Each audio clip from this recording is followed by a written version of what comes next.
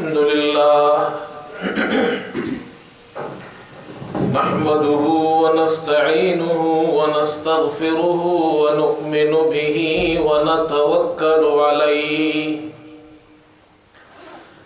ونعوذ بالله من شرور أنفسنا ومن سيئات أعمالنا من يهده الله فلا مضل له ومن يضلله فلا هادي له ونشهد أن لا إله إلا الله وحده لا شريك له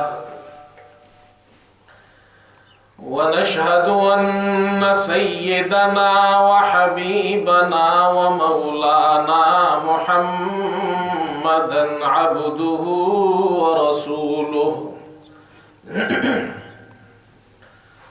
صلى الله تعالى على خير خلقه محمد وآله وأصحابه أجمعين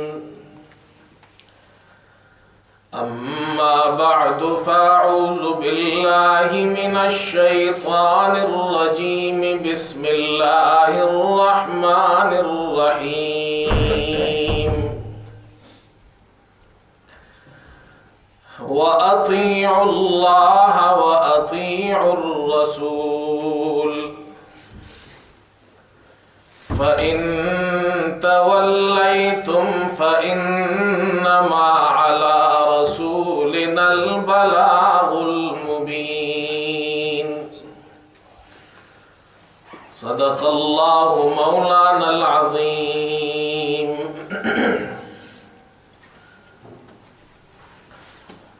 بزرگان محترم اور برادران عزیز،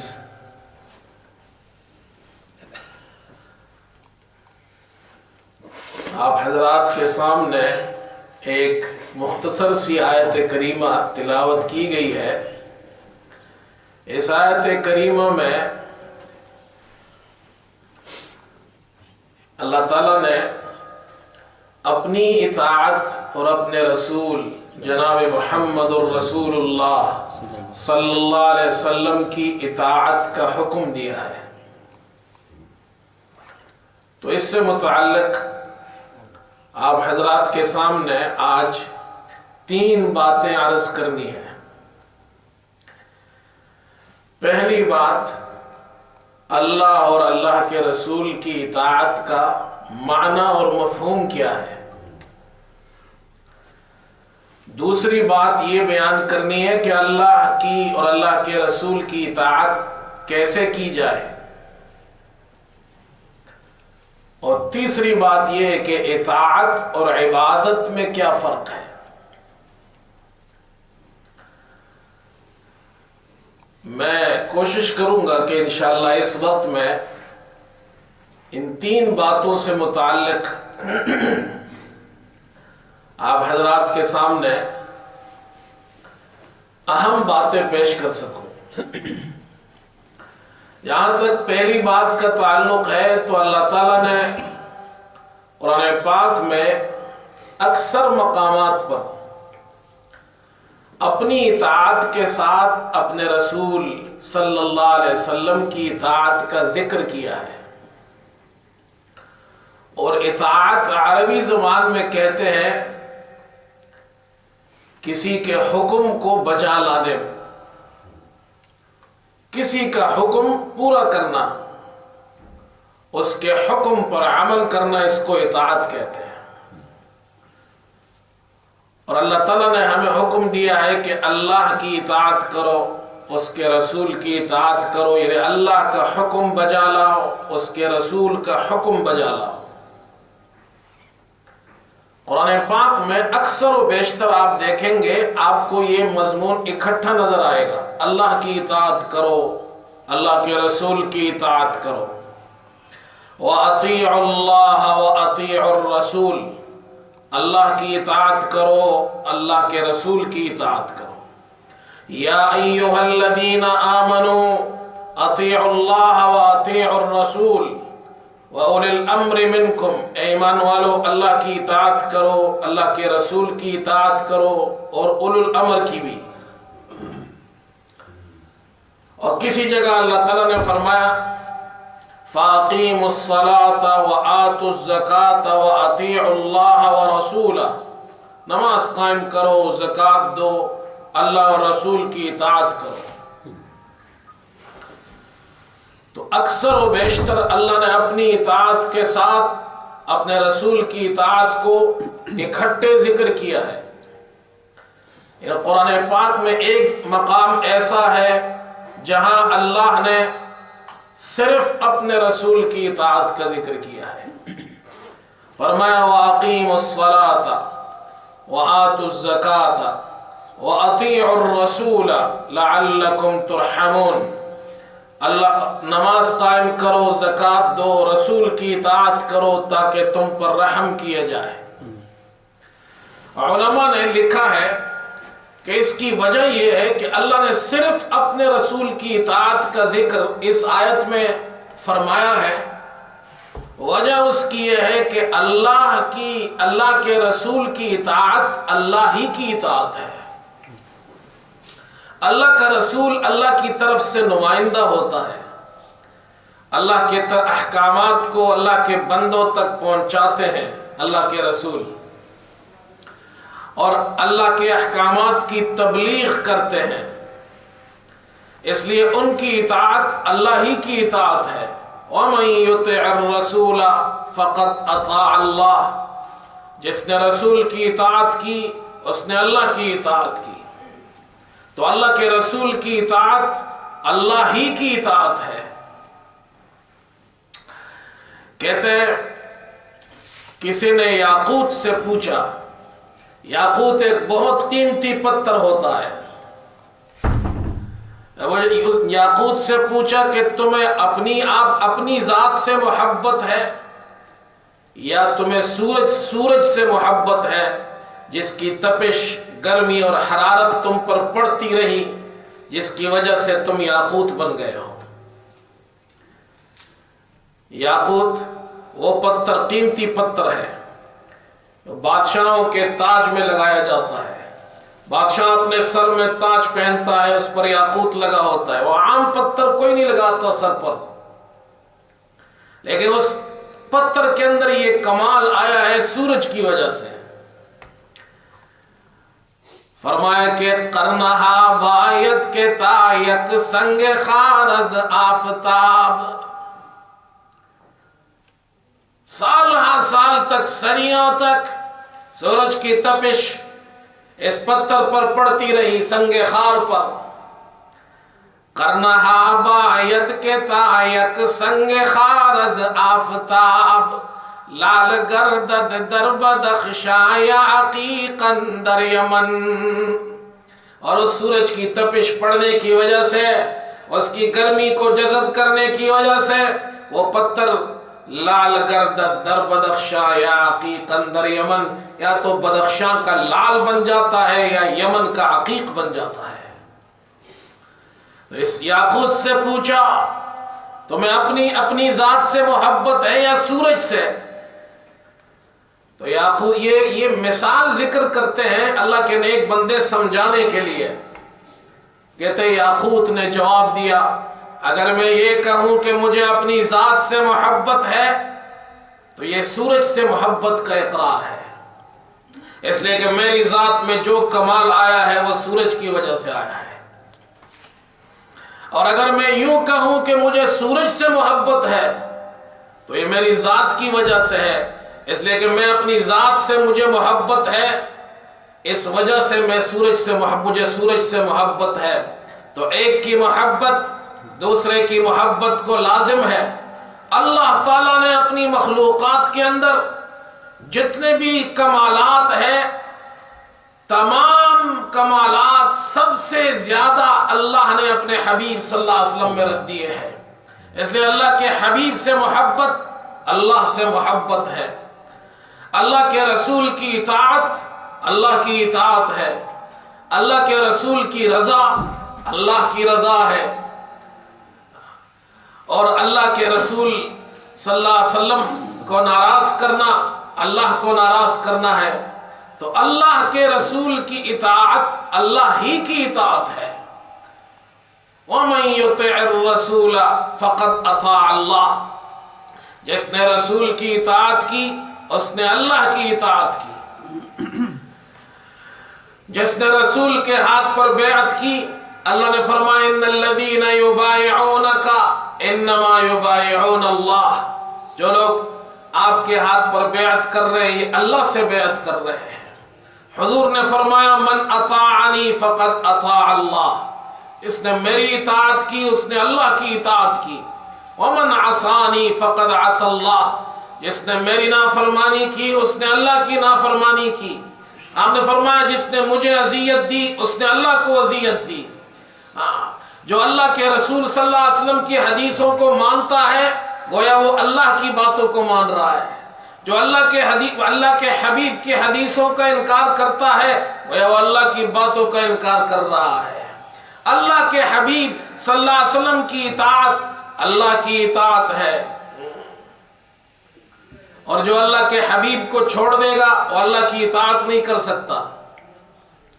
فرمائے کہ بمصطفیٰ برسا خویش را کے دی ہم اوست، بمصطفیٰ برسا خویش را کے دی ہم اوست، اگر بہو نہ رسیدی تمام بولہبیست۔ محمد صلی اللہ علیہ وسلم کی اطاعت کرو، ان کے دامن سے وابستگی اختیار کرو، یہی ہے پورا دین۔ اور اگر آپ صلی اللہ علیہ وسلم کی اطاعت نہ ہو، آپ کے دامن سے کوئی وابستہ نہ ہو، تو پھر تو پورا ابو لہب والا کام ہے، مسلمانوں والا کام نہیں ہے، وہ تو ابو لہب ہی ہے۔ تو اللہ کے رسول کی اطاعت کرنا، اللہ کے رسول کے حکم کو بجا لانا، اللہ کے حکموں کو بجا لانا ہے۔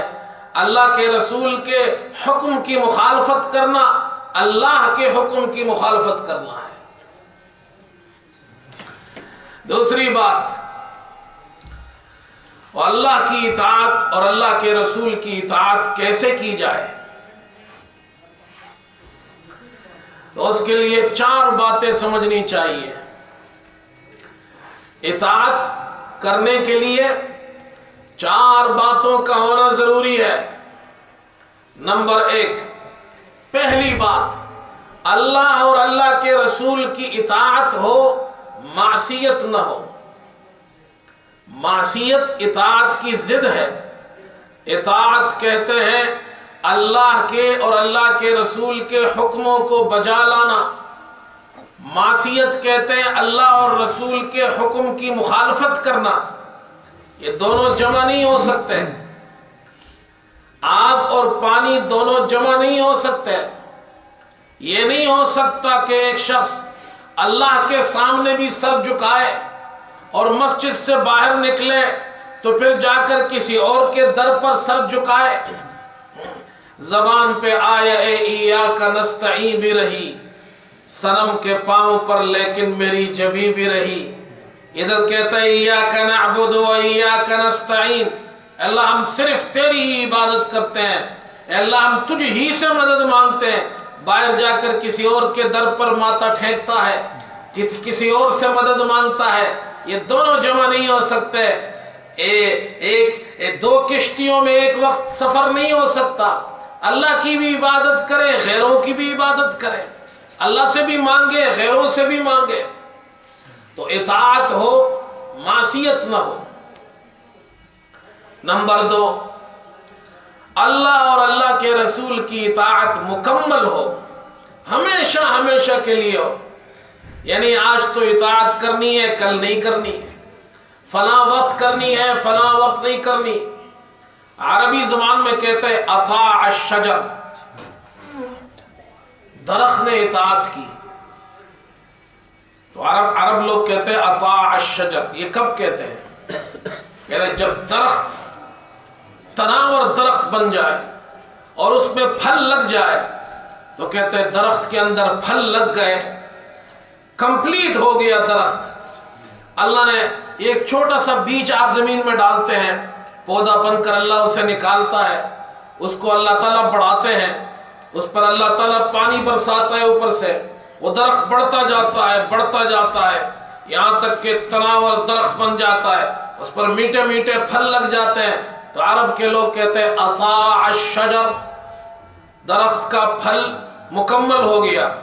تو اسی طرح مسلمان اللہ اور اللہ کے رسول کی اطاعت کرتا ہے، کرتا جاتا ہے، نہ سردی کی پرواہ نہ گرمی کی پرواہ، کسی ماحول سے پریشان نہیں ہوتا، وہ ہر وقت اللہ رسول کی حکموں کی اتباع کرتا ہے، اطاعت کرتا ہے، یہاں تک کہ ساری زندگی گزر جاتی ہے تو اس درخت کی طرح اللہ تعالیٰ بھی اس پر اس کے اجر کے پھل لگا دیتا ہے، اس کو اس کا اجر ملتا ہے۔ تو اطاعت ہو مکمل ہمیشہ کے لیے۔ تیسری چیز، اطاعت ہو خوشی سے ہو، اللہ رسول کی اطاعت کرے، خوشی سے اطاعت کرے۔ اطاعت طوع سے ہے، طوع عربی زبان میں خوشی کو کہتے ہیں۔ قرآن میں اللہ تعالیٰ فرماتے ہیں قل انفقوا طوعا او کرہا، آپ فرما دیجئے کہ تم خرچ کرو طوعا خوشی سے، او کرہن یا ناخوشی سے۔ تو طوع کے مقابلے میں کرہن ہے، خوشی کے مقابلے میں ناخوشی ہے، تو معنی یہ اللہ کی اطاعت کرو، خوشی سے کرو۔ اللہ کی اطاعت خوشی خوشی کرنی ہے، ناراض نہیں ہونا، اس میں ناخوش نہیں ہونا ہے۔ اور چوتھی چیز، اللہ کا حکم جب بھی سنو تو اس کے جواب میں کہنا ہے سمعنا واطعنا، ہم نے اللہ کا حکم سنا، ہم نے اللہ کے حکم کی اطاعت کی۔ اس میں لاجک نہیں ڈھونڈنا، اس میں منطق نہیں ڈھونڈنا، اللہ کا حکم آ گیا، اللہ کے رسول کا حکم آ گیا، اب اس کو ماننا ہے، اب اس پر عمل کرنا ہے۔ یہ چار باتیں ہیں۔ آپ صحابہ اکرام کی سیرت کو دیکھیں، ان کی زندگیوں کو دیکھیں، آپ کو یہ چار باتیں نظر آئیں گی۔ صحابہ اللہ کی اطاعت کرتے تھے، چاروں باتیں ان میں پوری پائی جاتی تھی۔ وہ اللہ کی اطاعت کرتے تھے، معصیت سے دور تھے۔ قرآن پاک میں اللہ نے صحابہ کا ذکر فرمایا وَلَٰكِنَّ اللَّهَ حَبَّبَ إِلَيْكُمُ الْإِيمَانَ وَزَيَّنَهُ فِي قُلُوبِكُمْ وَكَرَّهَ إِلَيْكُمُ الْكُفْرَ وَالْفُسُوقَ وَالْعِصْيَانَ۔ اللہ فرماتے ہیں اللہ نے تمہارے دلوں میں ایمان کی محبت ڈال دی ہے، اسے تمہارے دلوں میں مزین کر دیا ہے۔ وَكَرَّهَ إِلَيْكُمُ الْكُفْرَ وَالْفُسُوقَ وَالْعِصْيَانَ، اور اللہ نے کفر کو، گناہ کو، نافرمانی کو تمہارے دلوں میں ان چیزوں کی نفرت ڈال دی ہے۔ صحابہ گناہ سے نفرت کرتے تھے، نیک اعمال سے محبت کرتے تھے، اور اللہ اور رسول کی اطاعت کرتے تھے، نافرمانی نہیں کرتے تھے، معصیت نہیں کرتے تھے۔ دوسری بات، صحابہ اور پوری زندگی اللہ کی اطاعت کی، پوری زندگی معصیت سے دور رہے۔ یہ نہیں آج جمعے کا دن ہے تو نماز پڑھنی ہے، جمعہ گیا تو نماز گئی، رمضان گیا تو اللہ کی عبادت گئی، یہ مسلمان نہیں۔ ہمیشہ اللہ کے رسول سے ایک بات سنی، ساری زندگی اس پر عمل کی۔ آپ صحابہ کی تاریخ سنیں، آپ صلی اللہ علیہ وسلم نے ایک مرتبہ فرمایا اللہ اکبر، ایک صحابی سے فرمایا کسی سے سوال مت کرو۔ اب یہ اللہ کے رسول کا حکم تھا، اس صحابی نے اس حکم پر ایسا عمل کیا کہ ساری زندگی وہ صحابی کسی سے کچھ نہیں مانگتے، یہاں تک کہ ان کا کوڑا بھی اگر نیچے زمین پر گر جاتا تو وہ خود اٹھاتے، کسی اور سے نہیں اٹھواتے۔ ایسے لوگ تھے صحابہ۔ تیسری بات، اللہ کی اور اللہ کے رسول کی اطاعت خوشی خوشی کرے، خوشی خوشی کرنی ہے، یعنی دل تو نہیں چاہتا لیکن نماز پڑھ رہا ہے،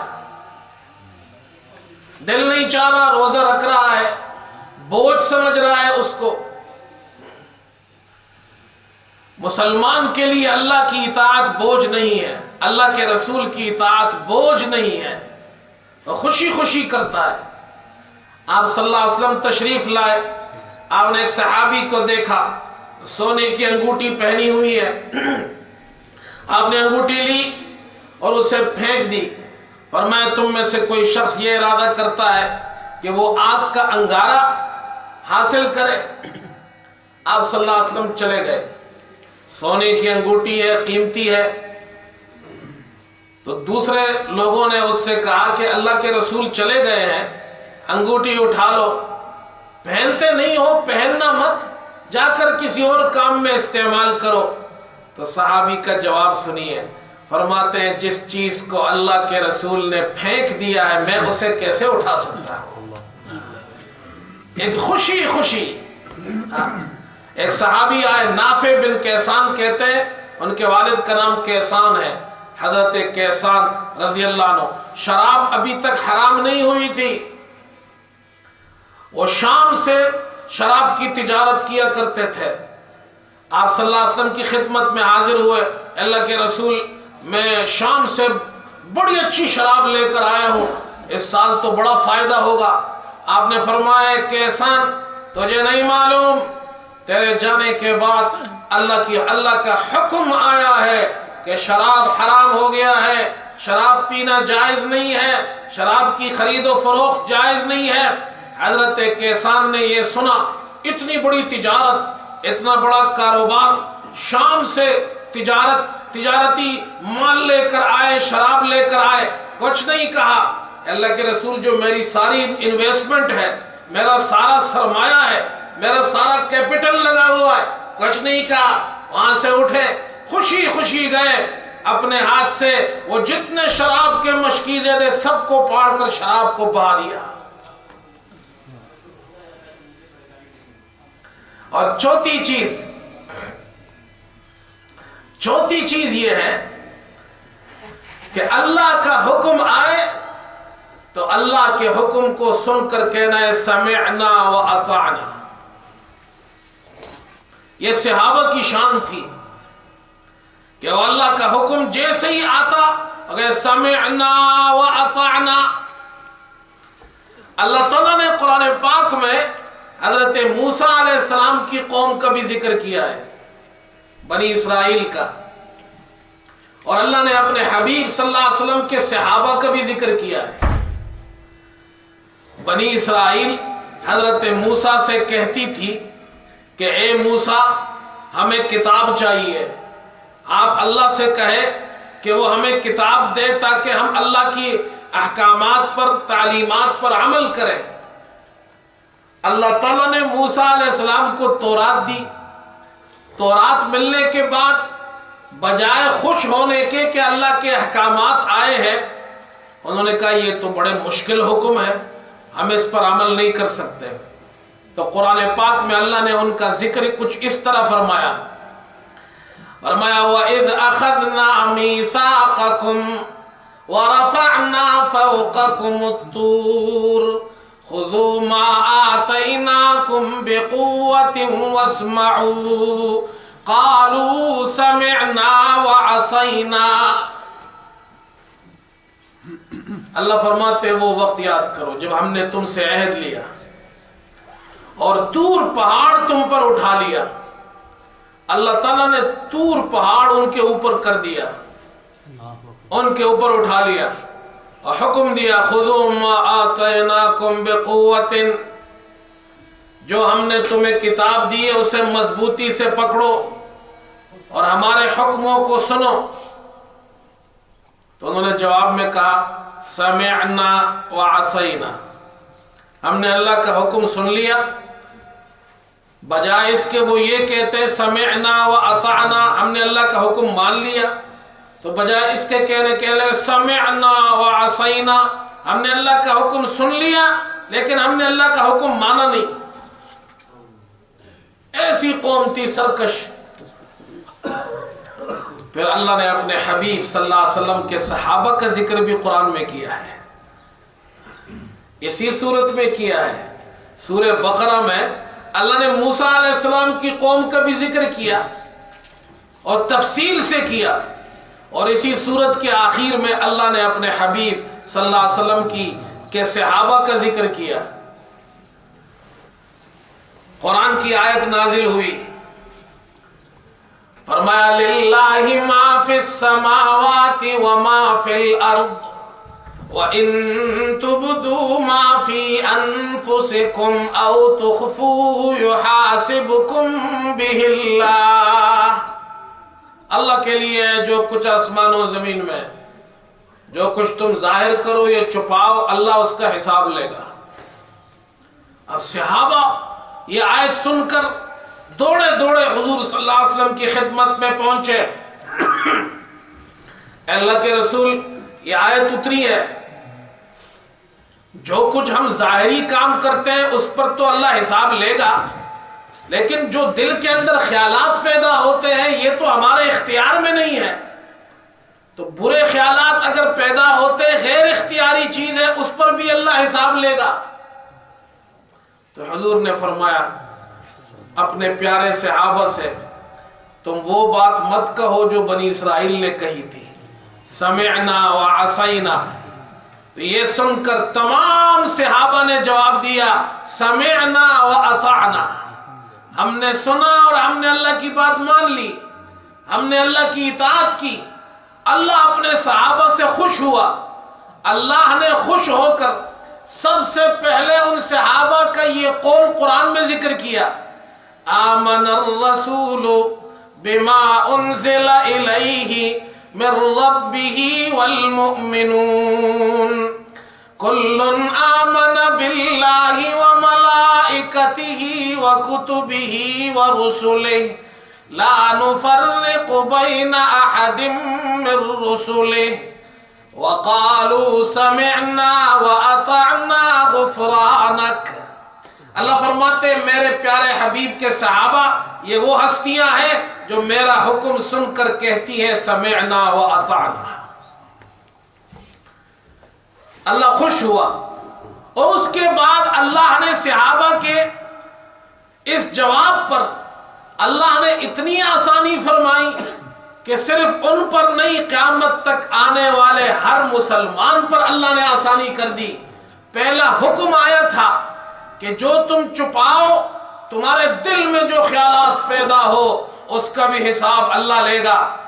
لیکن جب صحابہ نے یہ کہا سمعنا و اطعنا، لوجک نہیں ڈھونڈی، منطق نہیں تلاش کی، بنی اسرائیل کی طرح بات نہیں کی، اللہ کے بندے بن کر جواب دیا اے اللہ آپ کا جو بھی حکم آئے ہم خوشی سے قبول کرنے کے لیے تیار ہے. تو اللہ اپنے صحابہ سے اتنا راضی ہوا کہ اللہ نے ان کی بدولت قیامت تک آنے والے انسانوں کے لیے آسانی فرما دی. لا یکلف اللہ نفسا الا وسعها. اللہ نے یہ آیت نازل فرمایا ہر انسان کو اللہ نے اس کی طاقت کے مطابق مکلف بنایا ہے. تمہارے دل میں جو برے خیال آئیں گے وہ غیر اختیاری ہے، اللہ اس کا حساب تم سے نہیں لے گا. یہ تھے صحابہ کی شان. اللہ کی اطاعت کرنی ہے، سمعنا و اطعنا.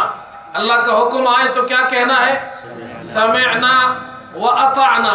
ہاں، یہ نہیں ہے کہ اللہ کا حکم آئے ہم اس کی لوجک ڈھونڈنا شروع کر دیں. مولوی صاحب یہ دن میں 5 نمازیں کیوں فرض ہے؟ الگ الگ وقت میں کیوں فرض ہے؟ اکٹھی کیوں فرض نہیں ہے؟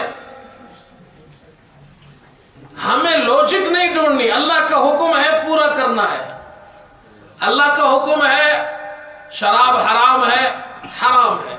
زنا حرام ہے، حرام ہے. اللہ کا جو حکم آیا ہمیں کیا کہنا ہے؟ سمعنا و اطعنا. اللہ قرآن میں کہتا ہے، اللہ اکبر، قل تعالوا اتل ما حرم ربکم علیکم الا تشرکوا به شیئا۔ اے ہمارے حبیب، آپ اپنی امت سے کہہ دیجئے کہ آؤ میرے پاس، قل تعالوا اتل ما حرم ربکم علیکم، میں تلاوت کر کے تمہیں سناتا ہوں کہ تمہارے رب نے تم پر کیا کیا چیزیں حرام کی ہے۔ اللہ تشرکوا بہ شیئا، اللہ کے ساتھ کسی کو شریک نہیں کرنا، یہ اللہ کا حکم ہے۔ اب اللہ کا حکم سن کر کیا کہنا ہے؟ سمعنا و اطعنا۔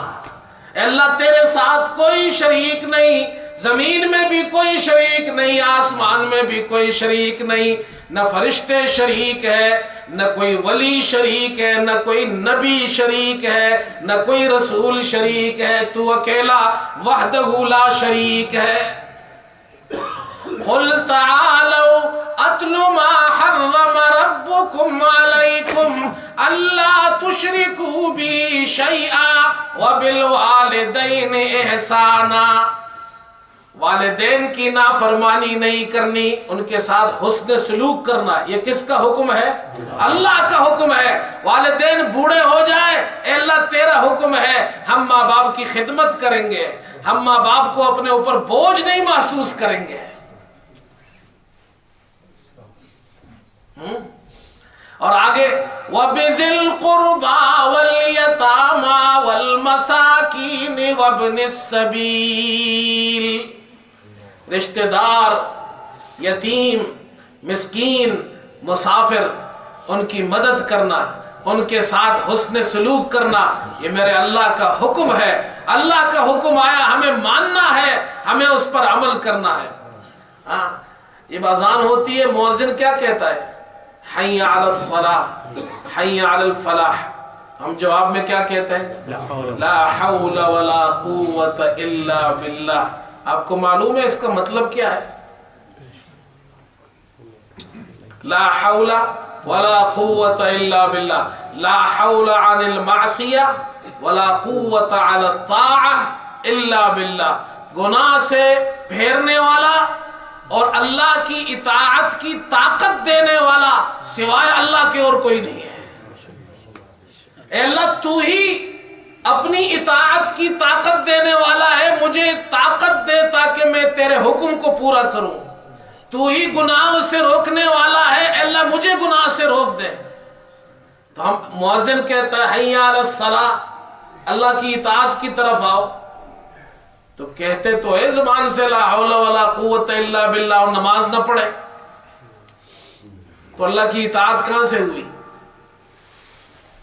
اللہ کی اطاعت، اللہ کے رسول کی اطاعت کرنی ہے۔ اللہ کا حکم آیا شراب حرام ہے، اب 2 پیسے کے فائدے کے لیے شراب کو چھوڑنا، شراب کے کاروبار کو چھوڑنا مشکل نظر آتا ہے۔ یہ کیسا مسلمان ہے؟ اللہ نے جب حکم دیا شراب حرام ہے تو ہمیں کیا جواب دینا ہے؟ سمعنا و اطعنا۔ یہ مسلمان کی شان ہے۔ نوجوان ہے، خوبصورت نوجوان ہے، گناہ کا موقع ملا ہوا ہے، کوئی دیکھنے والا نہیں ہے، اللہ کہتا ہے وَلَا تَقْرَبُوا الزِّنَا، زنا کے قریب مت جاؤ۔ وہ اپنے آپ کو گناہ سے بچا لیتا ہے تو وہ کہتا ہے سمعنا و اطعنا، اللہ میں نے تیری بات سن لی، تیری بات مانی ہے میں نے۔ تو یہ 4 باتیں یاد رکھے اطاعت کے لیے۔ اب ایک آخری بات بھی سن لیں، اللہ اکبر، اللہ نے قرآن پاک میں 3 قسم کی اطاعت کا ذکر کیا ہے۔ یا ایھا الذین آمنوا اطیعوا اللہ و اطیعوا الرسول و اولی الامر منکم، اے ایمان والو اللہ کی اطاعت کرو، اللہ کے رسول کی اطاعت کرو، اور جو تم میں سے حکمران ہے ان کی بھی اطاعت کرو۔ اللہ نے اطاعت میں اپنے رسول کو بھی ذکر کیا ہے اور اولو الامر کو بھی ذکر کیا ہے۔ اولو الامر کی اطاعت بھی ضروری ہے. اولو الامر حکمرانوں کو کہتے ہیں،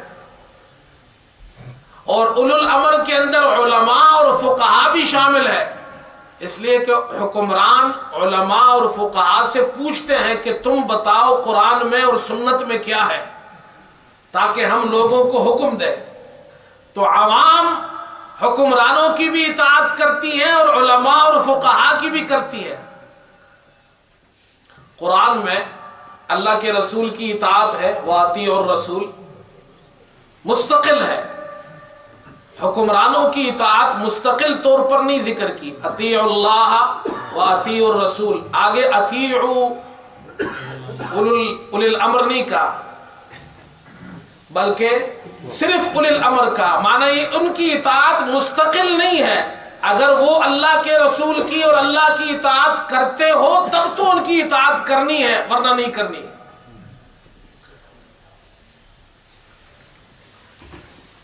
اب یہاں سے آپ یہ سمجھے، ایک اللہ کی اطاعت ہے اور ایک اللہ کی عبادت ہے. اللہ نے اپنی اطاعت میں اپنے حبیب کی اطاعت کو بھی ذکر کیا، اور علماء اور بزرگوں کی اطاعت کو بھی ذکر کیا ہے. اطاعت تو آپ اللہ کی بھی کریں گے، غیر اللہ کی بھی کریں گے، اس لیے کہ رسول غیر اللہ ہے یا نہیں. تو اطاعت اللہ کی بھی ہے اور غیر اللہ کی بھی ہے.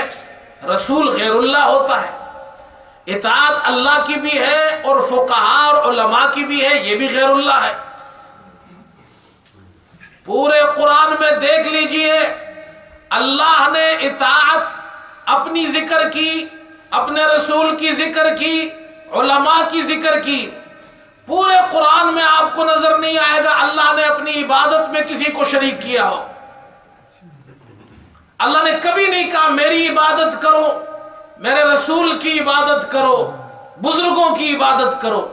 جہاں بھی اللہ نے کہا وَاعْبُدُوا اللَّهَ وَلَا تُشْرِكُوا بِهِ شَيْئًا، اللہ کی بندگی کرو، اس کے ساتھ کسی کو بھی شریک مت کرو. فَلَا تَجْعَلُوا لِلَّهِ أَنْدَادًا، اللہ کے ساتھ شریک مت بناؤ. وَلَا تَدْعُ مِن دُونِ اللَّهِ مَا لَا يَنْفَعُكَ وَلَا يَضُرُّكَ، اللہ کے سوا کسی اور کو، اللہ کے علاوہ کسی بھی اور کو مت پکارو، نہ تمہیں کوئی نفع دے سکتا ہے نہ تمہیں نقصان دے سکتا ہے. پورے قرآن میں اللہ نے عبادت کا حکم دیا صرف میری کرو، پکارنے کا حکم دیا صرف مجھے پکارو، سجدے کا حکم دیا صرف مجھے سجدہ کرو. اس میں نہ کوئی نبی شریک ہے، نہ کوئی رسول شریک ہے، نہ کوئی ولی شریک ہے. ہاں، کچھ لوگ کہتے ہیں کہ من دون اللہ سے مراد یہ بت ہے، یعنی مطلب یہ ہے کہ بتوں کی عبادت مت کرو، ان کو مت پکارو، رسولوں اور بزرگوں کو پکار سکتے ہیں آپ. یا رسول اللہ مدد آپ کہہ سکتے ہیں، یا غوث پاک مدد آپ کہہ سکتے ہیں، اس لیے کہ قرآن نے بتوں کو پکارنے سے منع کیا ہے، رسولوں کو اور بزرگوں کو پکارنے سے منع نہیں کیا. تو یاد، اور کہتے ہیں من دون اللہ سے مراد بت ہے، پتھر کے. ہمارے پاکستان میں ایک بہت بڑے بزرگ گزرے ہیں، ٹائم ختم ہو گیا، مولانا ضیاء القاسمی رحمت اللہ علیہ. بڑے زبردست خطیب تھے، کراچی میں بیان کر رہے تھے اور اسی مضمون پر بیان کر رہے تھے. تو قریب میں ایک اور صاحب تھے، وہ بھی بڑے خطیب تھے اپنے زمانے کے. انہوں نے پرچی بھیجی کہ جاؤ یہ ضیاء القاسمی صاحب کو دے آؤ. ایک آدمی آیا سٹیج پر، ان کو پرچی دی، اس میں لکھا ہوا تھا یہ جو تم کہہ رہے ہو من دون اللہ، من دون اللہ، اللہ کے سوا کسی کو مت پکارو، کسی کی عبادت مت کرو، یہ من دون اللہ سے مراد بت ہے. مشرکین بتوں کو پکارتے تھے، اس سے اللہ نے منع کیا ہے. बुजुर्गों को, रसूलों को, औलिया को पुकारने से मना नहीं किया। मौलाना तो मौलाना थे, वाह वाह, उधर ही बैठे बैठे पर्ची पढ़ी खुद और कहा ये पर्ची आई है। और लोग सोच रहे हजरत क्या जवाब देंगे। अगर सुनो, अल्लाह कुरान में कहता है इन्नल्लज़ीना ताबुदून मिन दूनिल्लाहि इबादुन अमसालुकुम, जिन्हें तुम अल्लाह के अलावा, मिन दूनिल्लाह, इन्नल्लज़ीना ताबुदून मिन दूनिल्लाह, जिन्हें तुम अल्लाह के अलावा, अल्लाह अकबर, इबादत करते हो, उन अल्लाह के साथ शरीक करते हो, वो कौन है? हाय हाय, इबादुन अमसालुकुम, वो तुम्हारी तरह बंदे हैं।